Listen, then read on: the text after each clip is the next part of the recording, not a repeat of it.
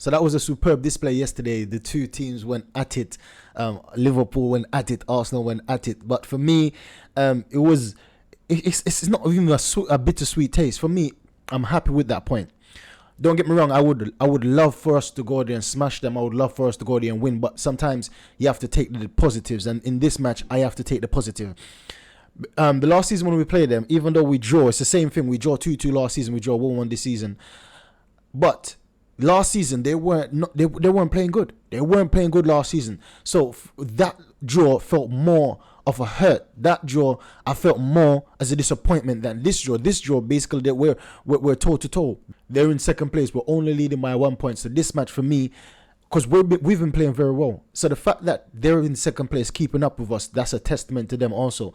So both teams are in top form right now, and this is why I'm more happy this term. So enough of what I think. Let's listen to what Klopp and Mikel Arteta thinks about this match. It was an unbelievable game of football, one of the most intense and hectic games that I have witnessed in 20 years in this league. The quality and the intention of both teams. It was superb to watch it and witness a team. So you hear Klopp saying, wow. Well, you can read his lips. You can read his mouth, right? He's saying, wow, wow, wow, 3 times. Mikel Arteta said this was one of the most intense game, or the most intense game he's witnessed in 20 years. 20 years. Now, for me, I'm happy. I'm happy with that statement. Reason being, first of all, Liverpool, when you go to Anfield, you know it's going to be rampus. And the fact that Klopp even told the fans that, listen, come prepared. Come making noise. Don't wait for us for me to have a bust up with the manager, with the opposition manager, for you to start making noise. Come making noise. And he didn't need to say that, I don't believe, because when Liverpool play against Arsenal, it's always noisy. So that in itself is a big deal. Now, Liverpool is on peak form. Salah is on peak form. He scored 11 goals this season, 7 assists. He's in peak form. Well, 12 goals after this match, peak form. So, and the deficiency that they had last season, they filled that gap. They got Endo. I know that Jem said he don't rate Endo, but for me, Endo played well. He played safe. He kept the team together. He took a yellow card, and that yellow card he needed to take, because then we would have been progressing in their half. So Endo played well. He kept the ball ticking over. He played very, very well. I have to give Endo ratings. Now, I also have to give Klopp ratings. I believe that I understand Klopp now to be my ratings has gone up for Klopp. My rating has officially gone up for Klopp, and I usually believe that he's everyone call him a rock and roll manager. He's just heavy metal, going hard, going fast, going aggressive. But I saw a different side to Klopp today. He's more methodic in the way he set up his team. He done things different. And for an example, the way Szoboszlai play. Szoboszlai, he was covering Trent. If you can remember, most of the time with Martinelli, and that frustrated Martinelli a lot. If you remember, most of the times when Martinelli lost the ball, is Szoboszlai came back and covered Trent. Trent was nowhere to be found. So Trent was being covered by Szoboszlai, and sometimes Trent was even in his position and he's in right back. And I'm saying that's deep, because they identify his vulnerabilities, Trent vulnerabilities at defending, and he basically made a way for Trent to be involved in the team, in the attacking play of the team, as well as defending that side of the pitch against Martinelli. And Martinelli was so poor today, was absolutely poor, very, very poor. Everything he tried, nothing paid off. Literally, he was on goal. Yes, I know he slipped a lot, and we're going to get into that. He slipped a lot of times, but that's no excuse. Everyone was slipping in the pitch. And I believe that Klopp neutralized him. Literally, nuke him. Klopp nuke Martinelli out the game. It was non-existent. Everything he done, even when he tries to defend, even when he tries to bring the ball, and he was so frustrated because some of the time it was his cause, it was his doing, it was Martinelli's doing. Sometimes he tried to dribble too much. It's like he's trying to impress, and this is the thing. He gets caught up in what Klopp always praise him, and I think sometimes he's trying to impress Klopp, because I'm thinking, just let the ball go. He's trying to dribble past you, just pass off the ball and make a run, pass off the ball and look for a 1-2, do something. But about 3 or 4 times I see him trying to beat players unnecessarily. Like, you got players in front, you beside you, and behind. Lay off the ball. And he loses the ball so many times. So Martinelli was very, very poor. This was one of his worst games, if not his worst game in the Arsenal shirt.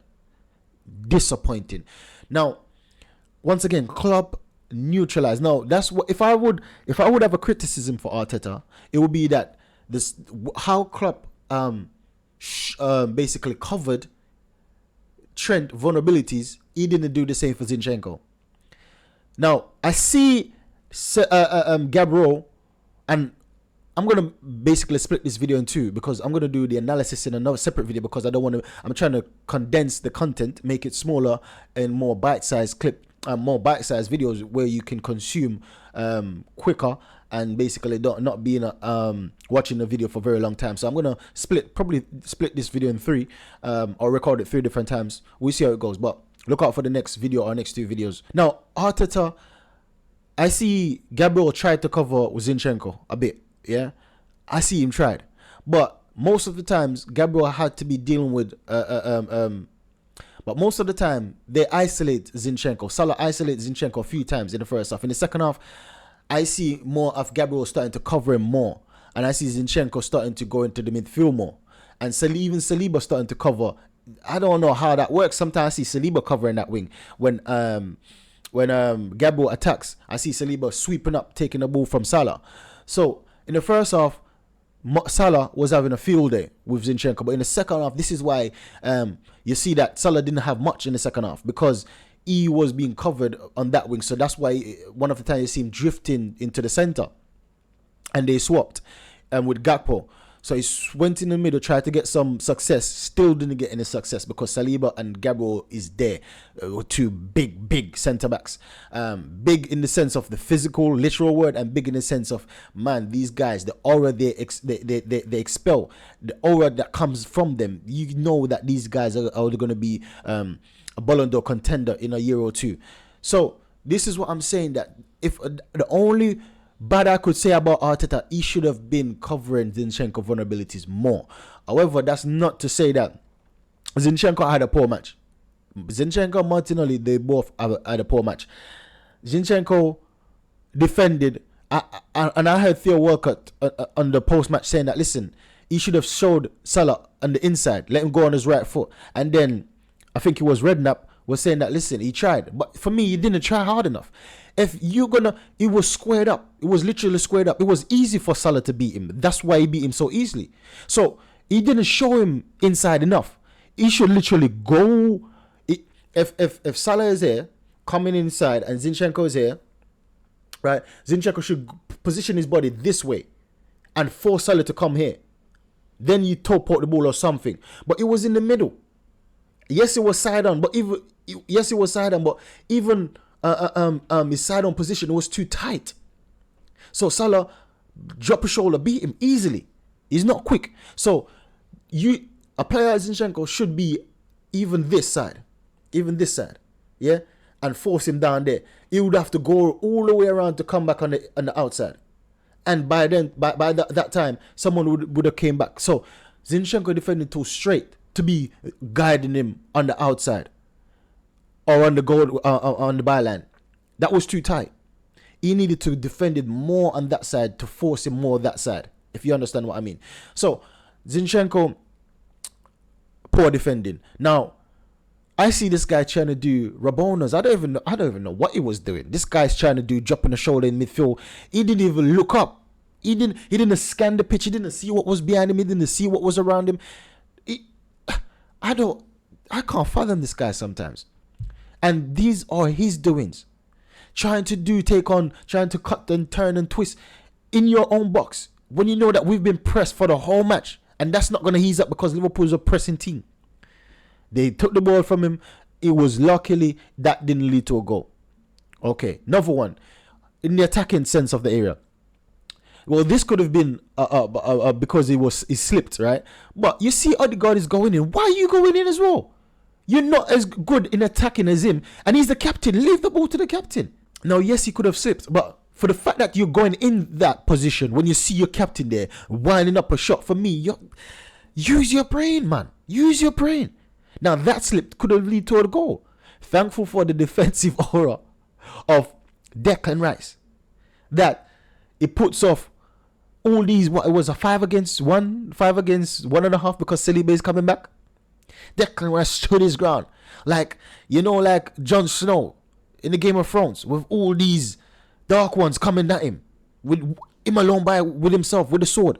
This is how Declan Rice was, right? This is how, and I'm keep on saying that this guy, we got a bargain. This guy worth 200 million, easily 200 million. How is, and I heard Jem said that, listen, if he had Declan Rice in the team, in Liverpool team, then Liverpool would achieve big success this season. And I agree. Anyone have Declan Rice in their team, they will be go to another level, literally, instantly. This guy, he does everything so smooth and effortlessly, especially the defensive side of the game. So, before, if it wasn't for Declan Rice, if it wasn't for William Saliba, we would have crumbled in this match. And this is what happened for the previous seasons. We didn't have big characters. We didn't have big egos. We didn't have strong, tall players. And this is why for the past 10 to 15 seasons, we've been crumbling under pressure. We've never stood up like against Liverpool like this before. In the sense of, both of us are going hard at it, in terms of both of us have we're in a very good place. Yes, we have a few injuries. Liverpool, I believe, have 1 or 2 injuries as well. But we have a big injuries when it comes down to the right back and left back, because Timber is out and Tamias is out. So Zinchenko wouldn't have been in the team. But apart from that, both of us are in a good place. And I've never seen us play Liverpool like this when Liverpool are on top form. The striker are on top form. So for me, this was a big improvement. Previous season, we would have lost that match about 5-6-0. I guarantee you that. So this guy was arguing with me, this Liverpool fan was arguing with me that like Klopp is not scared. Now, if you don't want to use the word scared, yes, I understand that you might be touchy about the word fear. Well, I replace that with respect. And for the fact that you see how Klopp embraced Arteta, when he was saying, wow, and Arteta embraced him, that shows a mutual respect. Last season, there was no respect there. They was going at it, right? But sometimes respect is involved, or respect is seen, or respect is visible through even hatred, right? Hatred can be seen, or can be analyzed, or can be understood through respect, because sometimes you respect that person so much that you hate playing against them. Sometimes you hate someone, you don't know why you hate them. Sometimes it's because you respect them so much. Sometimes it's because you wish you were them. So all of these factors that can lead to respect. So and sometimes it's because you fear them.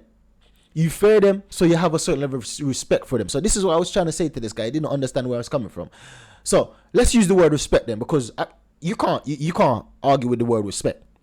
So they have mutual respect for each other, and I love to see that. Because previously with Arsenal team, every manager came and I felt so patronizing. They patronize us to the max. Like, say some nice words, and we know you don't mean it. Like, don't say things you don't mean, just for us not to feel bad. And I feel even worse when I see teams saying that and fans saying that. But now I feel a certain sense of pride wearing this Arsenal shirt. I feel it because we go toe to toe with Liverpool. We go toe to toe with City. And in the Champions League, I know we're going to go toe to toe with all of these big teams. And I feel confident. Very, very confident. One of the things I have to say about Liverpool is that we could see that something was wrong. The pitch was waterlogged. Now, that's something I don't really like to see in football. I believe that every team should let free-flowing football play, right? But that's not the real world. That's an ideal word in my mind because I love the beautiful game. But some, once again, tactical managers, and I my level of respect went up for Klopp as a tactical manager. He flooded the pitch. And for me, that's a Mourinho style thing. Sometimes managers grow the grass taller and then play longer balls because they know that the team they're playing against is a passing, moving team. Klopp waterlogged the pitch. I don't know what boots they were wearing, but clearly their boots was more suited for their pitch. And we could see that, listen, it's not the first time. If you take a look on the previous, on this article, cup drop Is it waterlogged? Fan slams Anfield pitch with players slipping everywhere in Liverpool clash with Real Madrid. So you see that this is not the first. Whenever, and this is what I'm saying now. This is what I'm saying. This guy was arguing with me. That, listen, Klopp don't fare Arsenal. He only fare Liverpool. He only fare Real Madrid. Now, if he does that for Real Madrid, and then now he's doing that for Arsenal, man, two and two together, put two and two together, tell me what you get. Do you know what I mean? You said from your mouth that this fan now arguing with me saying that Liverpool are more scared of Real Madrid, and you do the same tactics. Klopp done the same tactics he done for Real Madrid for Arsenal. Now, I'm not saying that these are the only two teams that he's done it for, but clearly we see this in the paper about Real Madrid, and we witnessed it in the match against Arsenal. I haven't witnessed it with other teams this season. Probably he's done it with other teams. I'm not saying he hasn't, but I haven't seen it. And I've watched few Liverpool matches this season because I've been keeping track of them, but I haven't seen it personally. So that tells you, put two and two together, you come to your own conclusion, right? Now, people have been thinking that, listen, being on the even me, I've been thinking that, listen, being on top of the Premier League, this is great, right? This is great for Christmas, right? This is great. This is brilliant achievement, but it's not so good for Arsenal. I'm sorry to say, I've got bad news. Us being on top of the Premier League for Christmas is not a good. If you believe in superstition, it's not a good one. This is not good for us. Let's take a look. For the last 5 Christmas Day leads, Arsenal from 1986 to 87, when we were on top for Christmas, we finished in 4th position. From 89 to 90 season, finished 4th again.